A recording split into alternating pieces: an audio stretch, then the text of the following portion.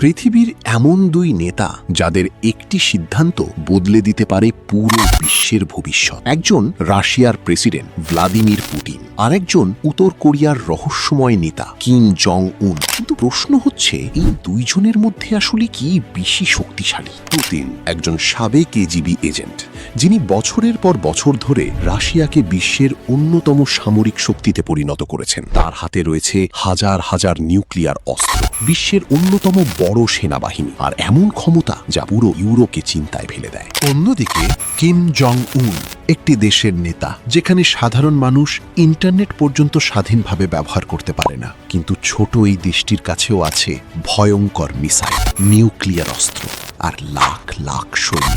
বিশ্বের বড় বড় দেশও উত্তর কোরিয়াকে নিয়ে সবসময় সতর্ক থাকে, কারণ কিম জং উন কি সিদ্ধান্ত নেবেন তা কেউ আগে থেকে বুঝতে পারে না। কিন্তু সবচেয়ে ভয়ের বিষয় হলো, এই দুই নেতা একে অপরের কাছাকাছি আসছে। সাম্প্রতিক বছরগুলোতে রাশিয়া এবং নর্থ কোরিয়ার সম্পর্ক আরও শক্ত হয়েছে বলে ধারণা করা হয়। বিশেষজ্ঞদের মতে অস্ত্র, সামরিক প্রযুক্তি এবং গোপন চুক্তি নিয়েও আলোচনা হয়েছে। ভাবুন তো, যদি পুতিন এবং কিম জং উন একসাথে কোনো বড় সিদ্ধান্ত নেন, তাহলে কি হতে পারে? অনেকে বলেন পুতিন হলেন বিশ্বের সবচেয়ে হিসাবী নেতা, আর কিম জং উন সবচেয়ে রহস্যময়। একজনের কাছে আছে বিশাল শক্তি, আরেকজনের কাছে আছে অপ্রত্যাশিত পদক্ষেপ নেওয়ার সাহস।